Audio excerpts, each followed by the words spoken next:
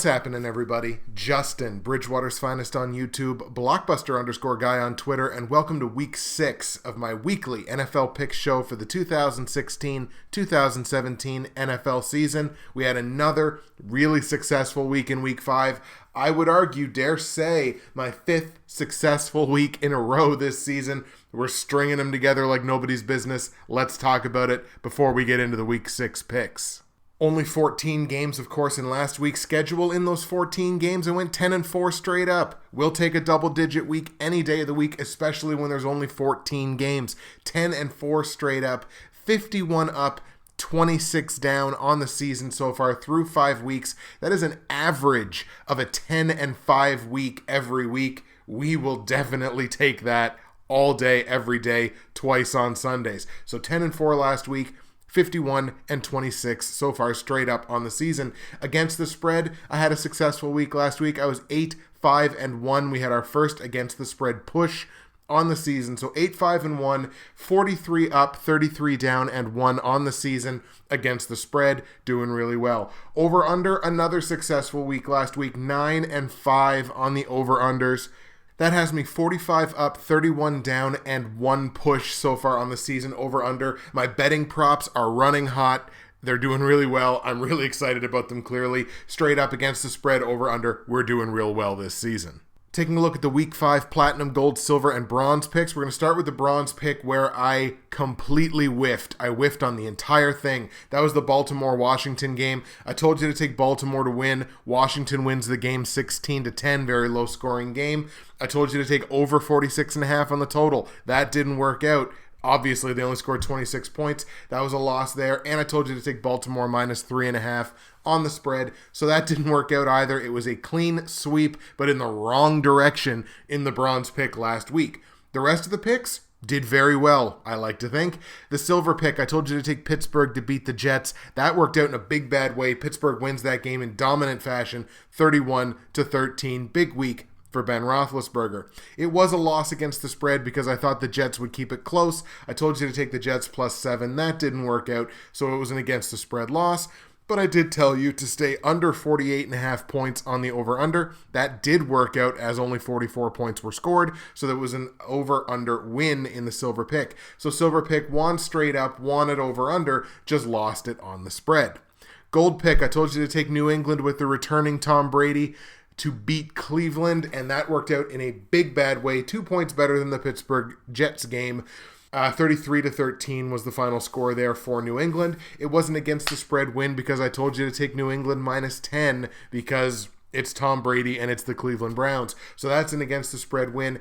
And it was an over-under win because the game stayed just barely under 46.5 points, as exactly 46 were scored. So it was a clean sweep in the right direction on the Gold pick, straight up against the spread and over-under. And on the Platinum pick, I told you to take Green Bay to beat the New York Giants. That worked out. Green Bay wins that game 23-16. And it was there where we found our against the spread push because I told you on video to take the Giants plus 7 exactly. And they lost by exactly 7 points. So there's our against the spread push, our first one on the season. We usually tend to get maybe 4 or 5 in the run of a season, so the first one took a little while to show itself, but Giants plus 7, that was a push. Over under, I did win that one as well, as I told you to stay under 48.5 points. There were only 39 points scored. So straight up, I was 3-1, though now I'm only 2-3 on my Bronze pick on the season, so that's got me a little hot under the collar. Was only 1-2-1 against the spread, but I was 3-1 on the over-unders in the Platinum, Gold, Silver, and Bronze. Taking a peek at the straight-up private pick'em pool, I remain in first place out of 28 members, 438 out of 633 possible confidence points on the season. That's a clip of 69%. That's got me still, for the second week in a row, out front in this league. In week 5, I picked up 76 out of 105 possible confidence points. That was a clip of 72%. We like our 70% around here. Shout out to our week 5 winner, WestCoastMartin. Martin has been a viewer of mine for a long time. He's a really great guy. He's an awesome contributor to the community as well as to my channel personally. WestCoastMartin gets the big win in week 5. He was 11-3 straight up in week 5, bringing in just one more confidence point than I did, 77 out of 105. That's a clip of 73%, but it was good enough for Martin to win the week. So shout out to West Coast Martin for winning week 5 in the pool, and I guess to myself for remaining the overall leader. We go to the against the spread pick'em pool, the private pick'em pool for against the spread, where if you remember from last week, we were in a 3-way deadlock for first place between myself, In a Minute Man, and Half Moon's picks.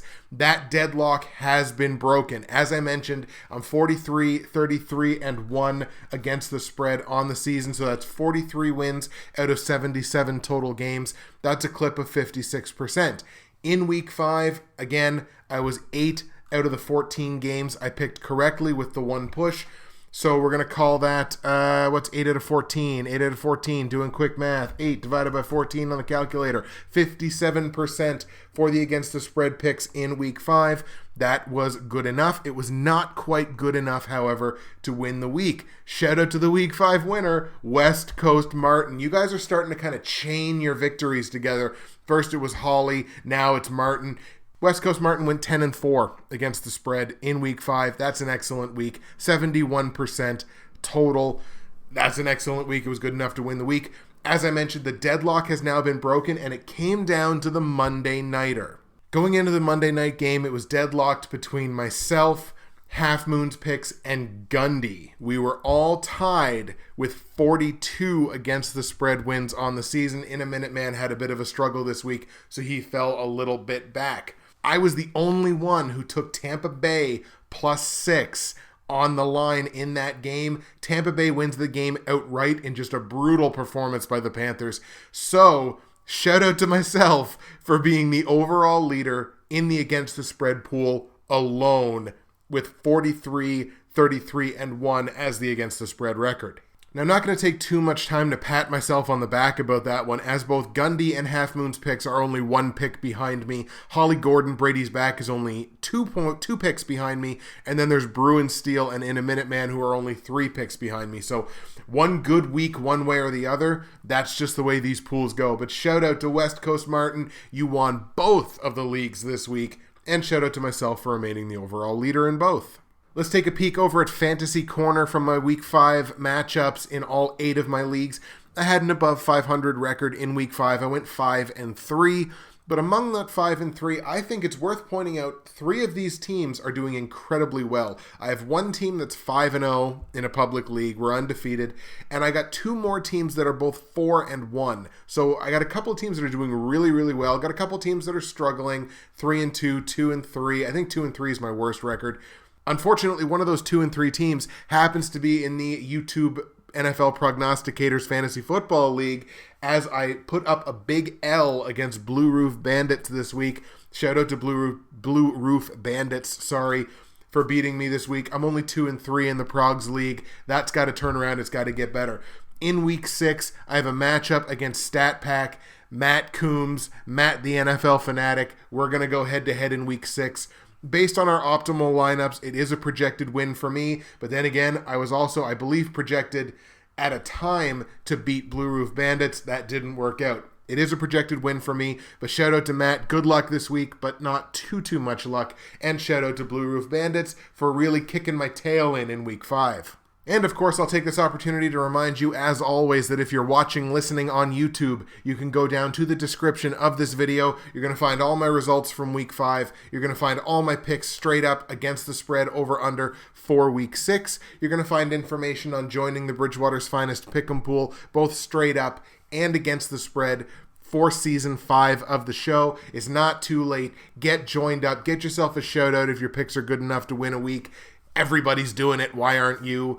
Get in there, join up on those leagues. You're going to find links to other high-quality NFL YouTube prognosticators that get out there and do this every single week. And you're going to find information on joining the NFL YouTube Prognosticators Facebook page, which I think I've done an excellent job of selling over the last few weeks, but I'll do it one more time. We talk football all week. There's trash talk. There's all kinds of fun content, so make sure you join up in that. If you're listening on SoundCloud or on iTunes, search NFL YouTube Prognosticators on Facebook. Get yourself joined up in that group. It's a fun group. We talk football all week long. Join the fun. There's no other way to look at it, ladies and gentlemen. We got momentum on our side. The picks are running hot. I'm staying humble because I know how quickly it can go south. It's happened to me before. And in these middle weeks, sometimes I tend to struggle. So let's see how we do in week 6. Here come the picks. Let's start in Chicago, where the 1-3 Jacksonville Jaguars, who finally got their first win of the season, take off to take on the Bears at 1-4. As mentioned, Jacksonville finally got off the schneid in week 4, winning a 3-point game against Indianapolis. That was, of course, the game in London, as I incorrectly stated on the week 4 video. The Bears, meanwhile, got back to their losing ways, dropping a 6-point decision last week to Indianapolis. Now, that game was in Indy, so at the very least, they do get to go home this week, but I'm of the opinion that the bye week cannot come fast enough for these Chicago Bears, especially given that they have to hit a little mini murderer's row here of at Green Bay, and then against Minnesota in their next 2 games before they mercifully get their bye week in week 9. Let me tell you something. Jordan Howard has emerged here for the Bears. He is no joke. Last 2 weeks, 23 carries for $111 against Detroit and 16 carries for $118 against Indianapolis. Now, granted, those 2 defenses are not great run defenses. We're just going to take a quick look at the numbers here. Let's see, Detroit giving up $114 on the ground, Indianapolis giving up $110 on average per game. So they were certainly not great run defenses, but Jordan Howard is definitely putting up the numbers. And he's putting up receiving numbers as well. He's caught 6 passes, 66 yards, and a receiving touchdown over the last 2 weeks. Jordan Howard, very dangerous. Jeremy Langford, when he comes back, this could very easily be a platoon situation in Chicago now, and it may in fact be to their benefit. Taking a look at Jacksonville, I put Jacksonville squarely in that Minnesota, Miami, Cincinnati type of situation where they desperately need to learn how to run the ball. Jacksonville is the third worst run offense in football this year. Jacksonville, they need to learn how to run the ball more effectively. They're simply not getting it done. Now look, they are putting up an average of 21 points per game. They're actually kind of putting up sort of a less with more, or more with less rather. I keep messing that up. Kind of a more with less kind of situation here. They're only averaging 320 yards on the ground per game, but they are averaging over 20 points a game. So that offense, they're getting things done with their opportunities. They're playing a very opportunistic style. And I think that continues this week. I think Chicago's going to be looking ahead to the 2 ridiculously tough games that they have coming up back-to-back after this one. I think Chicago may overlook Jacksonville a little bit in this one. Now look, Jacksonville's got to figure out how to stop that running back, or that running game as a whole, and stop those guys from being able to catch passes out of the backfield and turn them upfield for big yardage. If they can do that, I really like Jacksonville in this game. I don't think Chicago's defense offers much of any resistance whatsoever. Even though it's on the road, I like Jacksonville in this one. Jacksonville Jaguars in the somewhat minor upset, maybe minuscule upset, on the road. I've got them beating the Bears. On the line, Chicago favored by 2 points at home. I think Jacksonville's going to win the game, so I'm going to tell you to take that side of the line. I like Jacksonville +2. The total in this game is 47. I actually kind of like that to go over. I think Chicago's going to be able to put up their points as well, and Jacksonville's defense, by no means a juggernaut or even really reliable, to be perfectly honest. 47, it's kind of high, but I don't think it's too high. I'm going to tell you to go over on that one. Over 47 points. Jacksonville +2 on the line. Jacksonville wins the game straight up. Let's go to Detroit now, where the Lions are going to play host to the Los Angeles Rams, who had a disappointing loss last week. After looking like world beaters through the first 4 weeks of the season, sitting at 3-1 and leading that division, the Rams kind of fell back down to earth, and it's 100% the fault of the offense. The offense is letting this team down. Look, there's no other way to mince words about this. The Rams are the 31st best scoring offense in football this year. They are the worst yardage team in football this year in total. They are the 30th best pass yardage offense in football. They're the 28th best run offense in football, even with a guy like Todd Gurley. The offensive woes of this team are going to be their undoing moving forward. which is probably reflected in the fact that 5 of their top 6 draft picks from the 2016 draft are on the offensive side of the ball. A quarterback, 2 tight ends, and 2 wide receivers. If you want to talk about a guy that has been incredibly impressive to me, especially last week, we're looking at Theo Riddick. Theo Riddick was put in a real tight spot when he became the starting running back on Detroit due to injury, and all he's done is taken the ball and run with it, and catch passes, and any other kind of cute little phrase that you can attach to that. He may not be putting up huge yards. He may not even really be putting up adequate yards on the ground. But when you're talking about Theo Riddick, you're talking about a guy that's caught 17 passes over the last 3 weeks, and he's found the end zone twice. Theo Riddick is dangerous. On a team like Detroit that has struggled to score a little bit this year, Theo Riddick and the ability to deploy Theo Riddick out of the backfield as a scat back, as a guy that can run the ball, get a short yardage first down, things like that, that really helps a team like Detroit. In a game where neither team can really stop the run and neither team can really stop the pass, we're going to look at whose offense has the biggest upside, the biggest potential to put up points. To me, that's Detroit. Certainly doesn't hurt that they're playing at home, but I like Detroit to beat Los Angeles, hand Los Angeles their second consecutive loss. Los Angeles needs to get it figured out on offense. They really do, because they are really struggling right now. So I'm going to jump on that, feast on the Rams. I'm going to take Detroit straight up. On the line, Detroit favored by 3 points at home. That's not too much as far as I'm concerned. I'm going to take Detroit -3. Total in this game is 44. I do like it to stay under because Los Angeles just can't seem to put up any points. So as long as Detroit can stuff 7 or 8 guys in the box and keep Gurley to, human numbers, which it seems like they've been able to do, or really any team that's against Gurley seem to be able to keep him to human numbers this year. I think they'll be able to do that. I like it to stay under 44 points. I like Detroit -3 and the Lions straight up. The Tennessee Titans playing host to the Cleveland Browns. These are 2 teams going in opposite directions, although not to a ridiculous length. I mean, look, Cleveland's just bad. I'm sorry. There's all kinds of ways to sugarcoat it. Cleveland's just a bad football team. They've been able to put up some points. Look, they've put up 87 points in 5 games, which is not the worst offense in football. So we'll put it that way. That's their bright spot. They might be the worst defense in football. Well, hold on, Justin. There is Indianapolis and San Diego and Oakland. Anyways. They're bad. Whereas the Titans, they're not great, but they're better. And I mean, hey, they're 2-3 and they won last week. As far as I'm concerned, the Titans are better on the offensive side of the ball, they're better on the defensive side of the ball, and they're at home. That's 1, 2, 3 strikes against the Cleveland Browns. I like Tennessee to win this game, probably in a walk-off, I would say. That run game should be able to just run over Cleveland all day long, so I like Tennessee straight up. Tennessee favored by a touchdown in this game. I'm not willing to give them that much leeway. Being favored by a touchdown is a real kind of watershed mark there when you're talking about against the spread picks. There's only a certain number of teams that you give that much respect and credibility to, and I don't think the Tennessee Titans are there yet. So I'm going to take Cleveland +7 on the line here rather than going with the team that I think is going to win the game. Total for this game is 45.5. I like it to stay under, to be perfectly honest. Neither of these offenses are phenomenal. They're good, but they're not phenomenal. And I think Tennessee's defense certainly is going to be able to hold Cleveland, who I think is playing with their 409th quarterback this season. So I think they're going to be able to hold Cleveland to a fairly low total. And as long as Cleveland's defense kind of even shows up, maybe a little bit, probably not, who knows, I'm still going to tell you to go under. So Tennessee wins straight up. Cleveland +7 on the line, hedge your bets on that one, and under 45.5 points.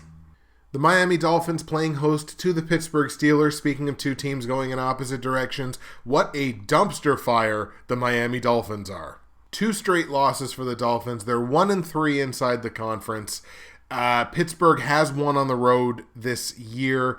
Pittsburgh is 3-0 against the AFC.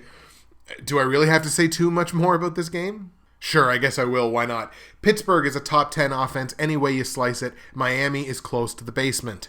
Pittsburgh is a top 10 scoring defense. I don't think they're a top 10 defense by any measure, but they're a top 10 scoring defense, so they've been very much bend but not break this year. Miami has been bend and break. No, you know what? To be honest, That's being a little too critical. Sure, they're giving up 400 yards a game, and they can't stop anybody on the ground, so Le'Veon Bell may very well have 300 yards in this game, but the secondary hasn't been too bad. That said, you're playing Ben Roethlisberger, so hey, good luck. Pittsburgh all day, every day. Pittsburgh going to walk in this game, in fact. Pittsburgh's going to beat Miami in Miami. On the line, take Pittsburgh minus 7.5. They're one of those teams that I'm willing to give that kind of leeway to, especially when they're playing Miami, even when they're on the road. So, Pittsburgh minus 7.5. Total in that game is 48 points. I actually like it to go over. The Steelers' defense is really nothing to write home about, to be honest. They haven't given up a ton of points, but they are giving up a lot of yardage. Miami, I think, will be able to score some points in this game. I just think Pittsburgh is going to roll right over them. So, take over 48 points, take Pittsburgh minus 7.5, and the Steelers, obviously, straight up to win. Let's go to New England now, where the Patriots will play their first game in Gillette Stadium with Tom Brady back this season, taking on the Cincinnati Bengals. This might be a little inside joke, but whatever, I'm going to go with it anyway. Where, oh where is Tim Brashear? The Cincinnati Bengals superfan who was so upset about the line being so close in the Cincinnati-Dallas game, only to see Dallas blow them out of the water. Things obviously get no easier for the Bengals this week. They're just giving up way too many points. If Cleveland wasn't in that division, they'd be the worst defense in that division. The Patriots are not giving up points. Arguably the best defense in the AFC, certainly from a statistical standpoint. They're 4-1. They're at home. Tom Brady's back. They got Gronk going again. Martellus Bennett looks like he's a weapon. Everything is going in New England's favor in this game.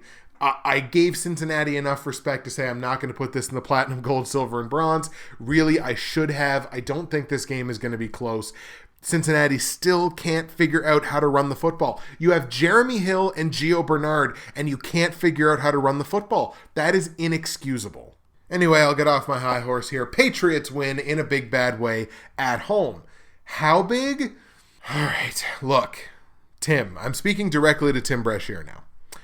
I am going to give you the benefit of saying that Cincinnati will cover this 8.5 point spread. Because as a team, I think Cincinnati is good enough to do that. But I'll tell you one thing. If they don't, wow. That's it. I'll just end with wow. If they don't, wow. So, I'll take Cincinnati plus 8.5 on the line at New England. Maybe it's a bad play. I don't care. I'm going to give them a little bit of credit. So New England wins straight up, but I like Cincinnati plus 8.5.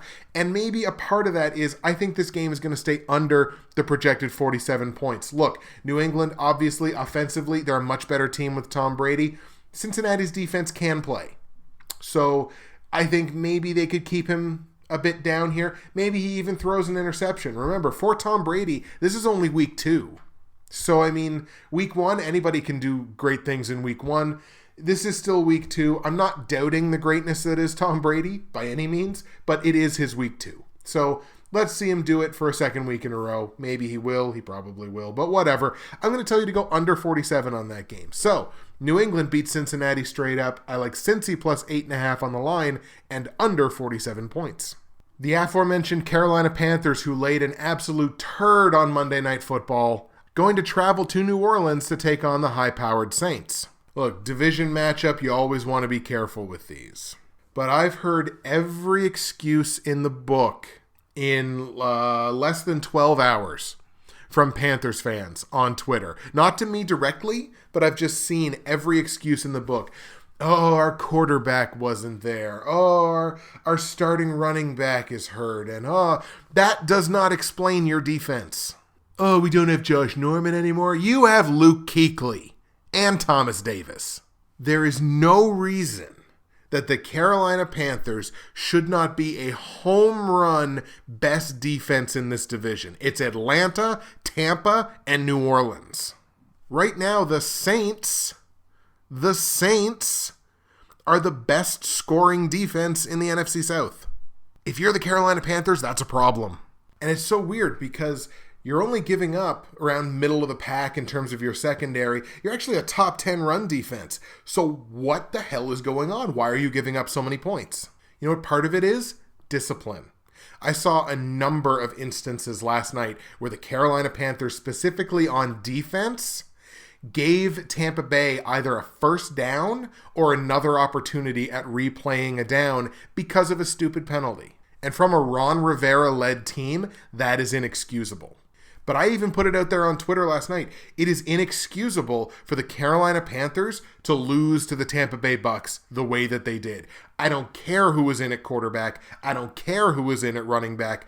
You have a defense that needs to be way better than this. And the fact that you lost to the Tampa Bay Buccaneers.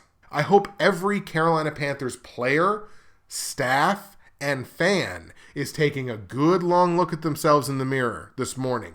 Because holy crap, how do you lose that game? And I hate to break it to you, but the number 2 pass offense in football is the team that you're going to play now on a quote-unquote short week. Based entirely on that and not knowing whether or not Cam Newton is going to play, I can't go with the Panthers this week. I have to go with the home team. I'm going with New Orleans. I like the Saints at home straight up to beat the Carolina Panthers. This is a huge problem for Carolina. Carolina's got soul searching to do. I don't think they're going to be able to do it in enough time to get a win this week against New Orleans in New Orleans' building. I know it's a division game, but I like the upset there. I'm going with the Saints. Saints are 3-point dogs at home. Take that. Take those 3 points because even if they don't win, I think this is going to be a tight game. And Graham Gano has been a little wonky this year. So if it comes down to a field goal at the end of the game, who knows? So I like New Orleans +3. There is no total in this game. Again, probably due to the fact that we don't know whether Cam Newton's going to play or not.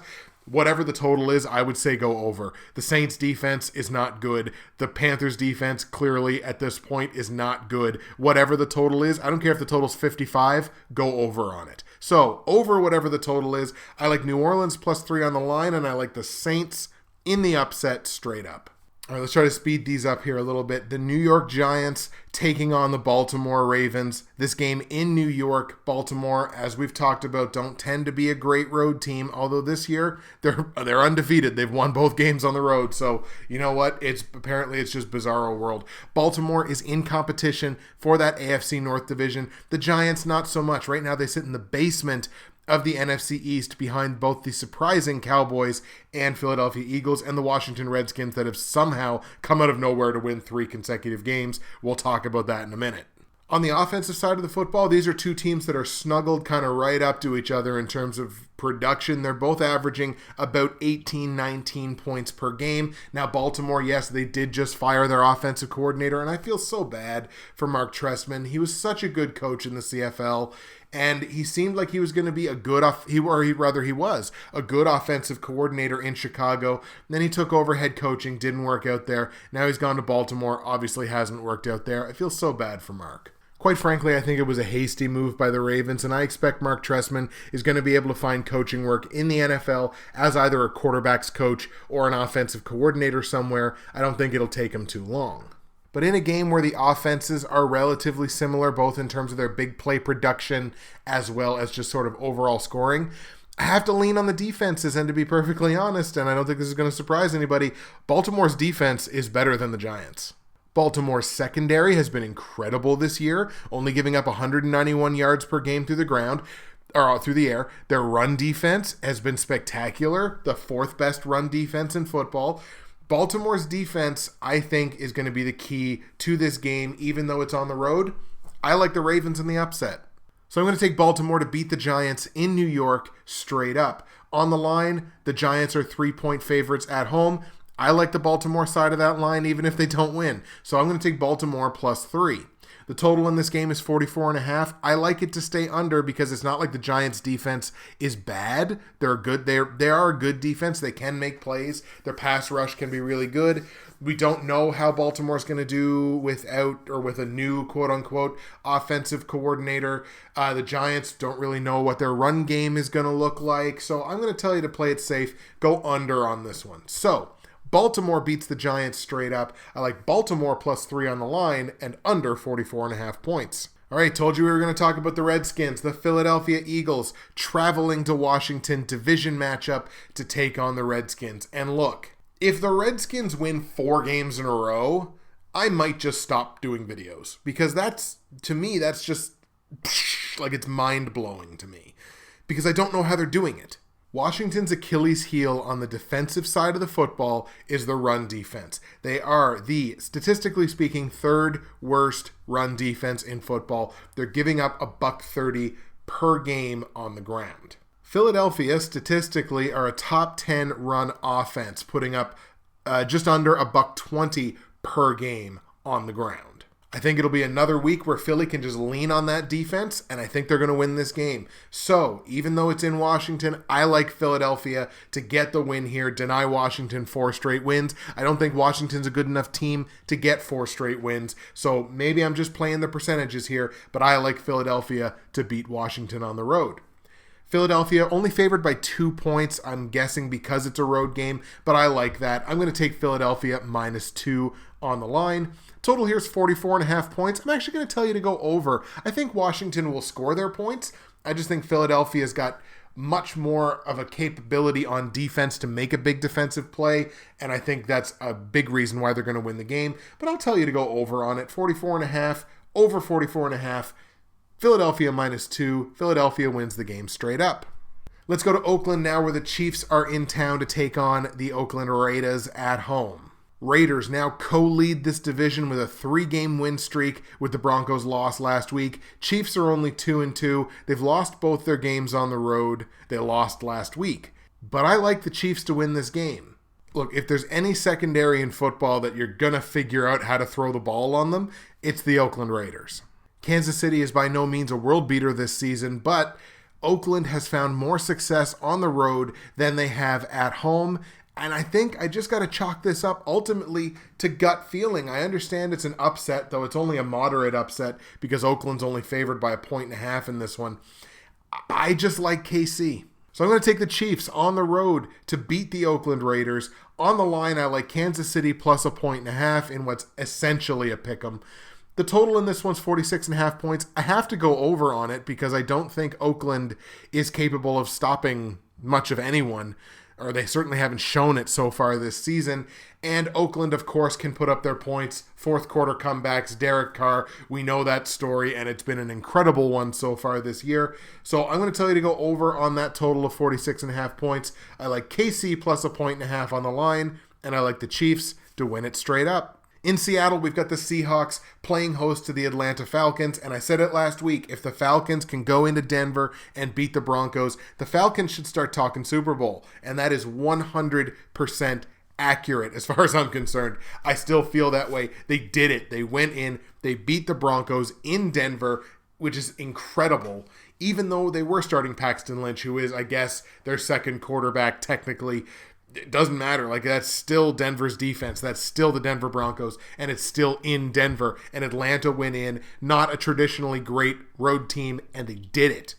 They went in and they did it. They made that statement. Now do it in Seattle. Like, it's almost unfair.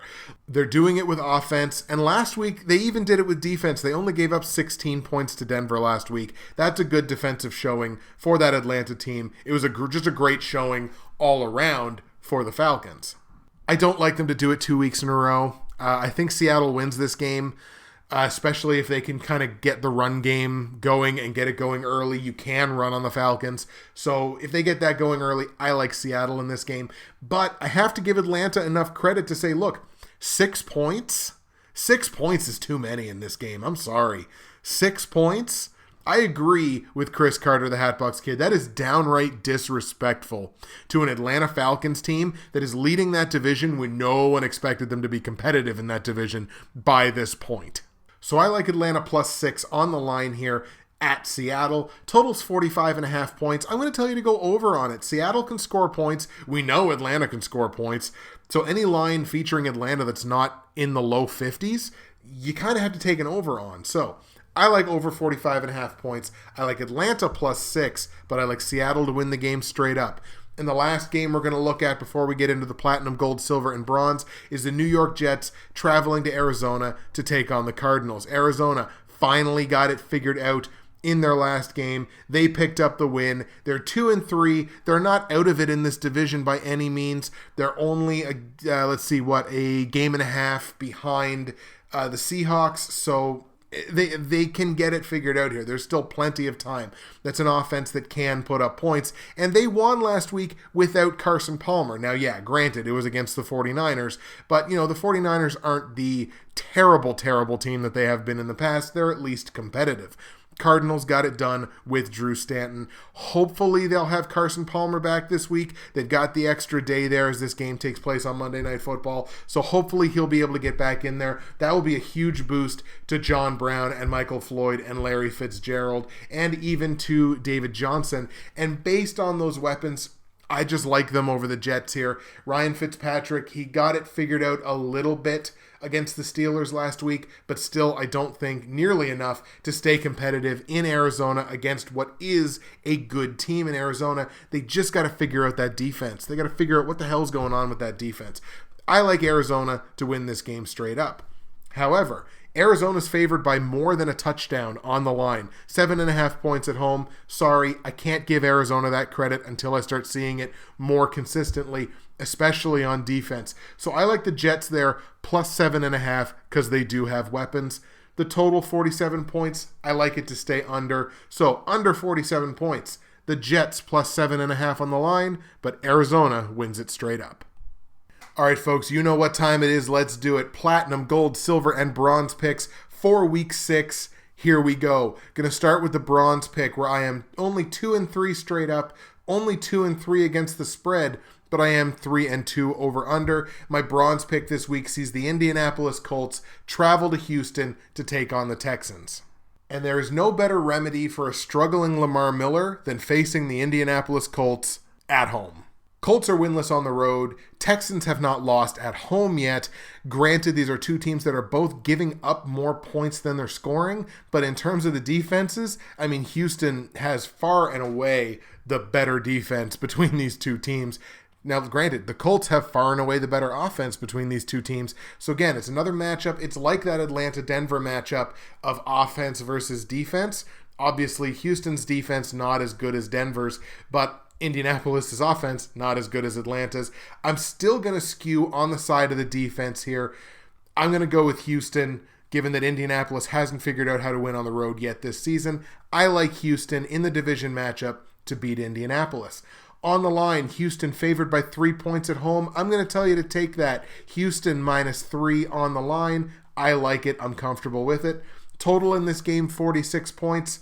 I think I'll tell you to stay under because, Houston's offense, again, has not been great, but I think Lamar Miller is going to be able to have a field day on Indianapolis' defense. So, in a run game that's going to chew a lot of clock, I think 46 points, I think it's a couple points too many. So, I like Houston straight up. I like Houston -3 on the line, under 46 points. That is the bronze pick.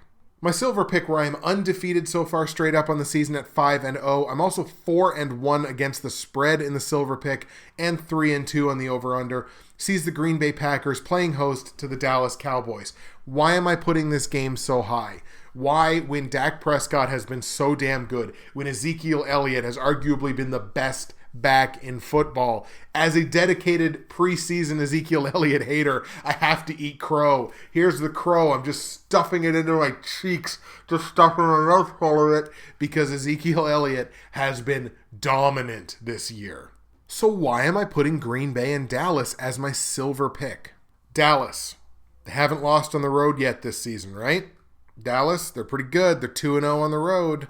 Dallas's road wins this season have come in Washington before Washington apparently got good, and in San Francisco. Playing in Lambeau Field is an entirely different beast. It's a different ball game. It's almost a different sport. Playing in Lambeau Field with all the history, with as not insane, but as great as the Green Bay fans are, and that sea of yellow and green, and playing Aaron Rodgers, one of the best home field quarterbacks in the history of the game, playing a very good Green Bay Packers team that is still competitive for their division. They're scoring more points than they're giving up. This is going to be incredibly difficult for a rookie quarterback and a rookie running back to walk into and win. And that's exactly why I'm going with the Packers. One of these two teams will see their winning streak come to an end. Now, Green Bay's only on a mini little 2-game streak here. Dallas has won 4 consecutive games. One of these two teams, they're going to hit the skids this week. And I have to go with the team that has the starting quarterback and the starting running back that have never played in this building before. I like the Packers straight up to beat the Cowboys. On the line, Green Bay favored by 4.5 points. This is arguably probably the most difficult line of the week. I think I have to go with Dallas's side of the line. I think this is going to be a close game. Maybe it's hedging my bets a little bit, and maybe I may end up paying for it. But I'm going to take Dallas plus 4.5 on the line against Green Bay. Total in this game is 47 points. I like it to stay under. It's two pretty good defenses. It's two offenses that can struggle, that I've seen struggle at certain points this season. So 47 points just seems a little high to me. I'm going to go with the under. So I like Green Bay straight up to beat Dallas. I'm going to take Dallas plus 4.5 on the line and hedge my bets under 47 points.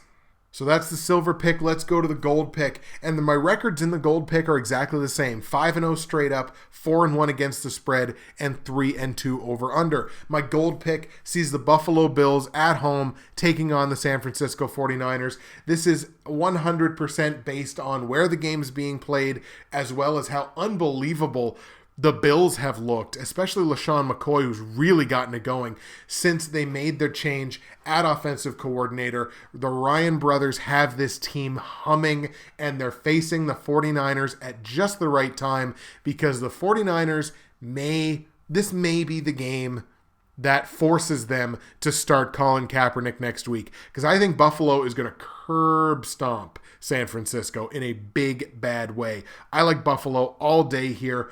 But I can't give them we're at the whole touchdown thing on the spread. Buffalo wins the game straight up.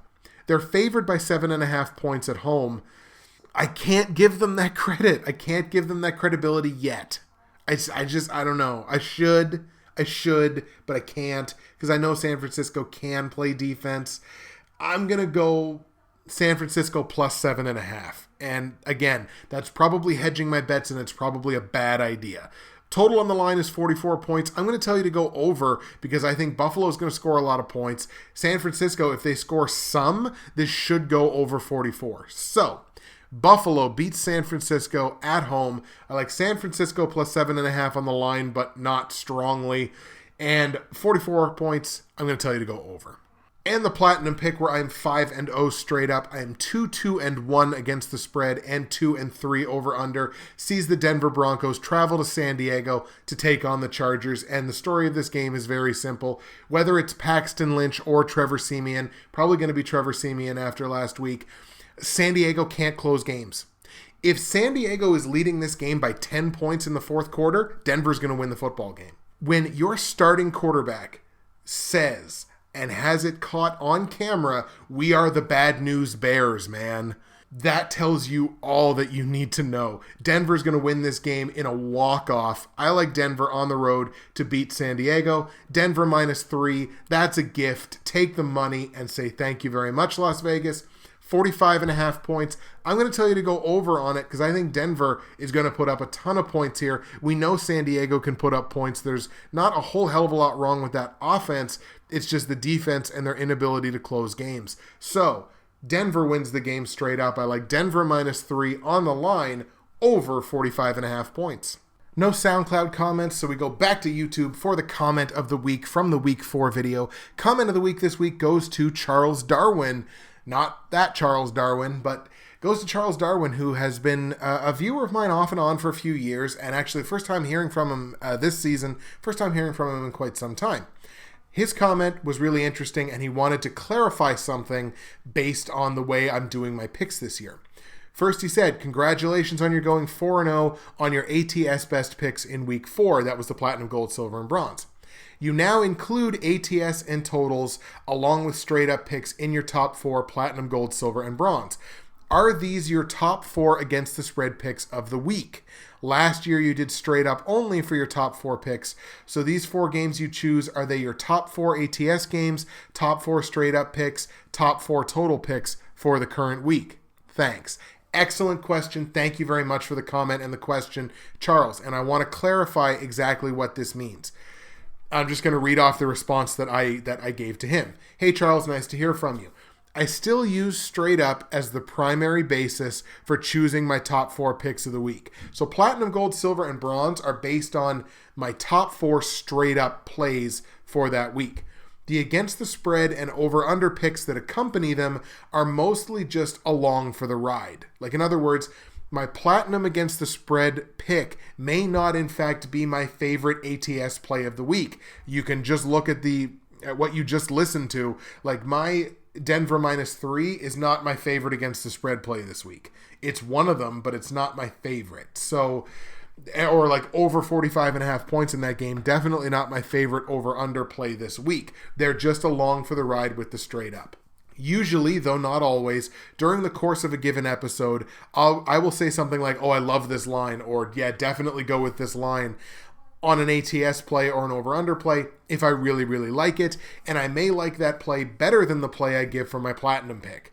I'm always more than happy to talk betting strategy and give my favorite ATS and OU plays here in the comments, though. Thanks for listening and thanks for asking. It was an excellent question, and it gives me an opportunity to clarify exactly what it means. So thank you, Charles Darwin. You are the comment of the week. All right, folks, that's going to do it for the Week 6 episode. Going to get you out of here on my CFL picks for Week 17 in the CFL season. We're getting very close to the end of the regular season in the CFL. I only went 1-3 last week, so I'm only 11-13 picking the CFL straight up. We got to get better. We're going to start this week. In the CFL in Week 17, I like Ottawa on the road in the Hammer to beat Hamilton. I like BC at home to beat Winnipeg. I like Toronto at home to beat Saskatchewan. And I like Calgary at home to beat Montreal. That's it for me. Justin, Bridgewater's Finest on YouTube, Blockbuster_guy on Twitter. Week 6 is in the books. I hope you enjoy it as much as I will. And we will see you again in Week 7.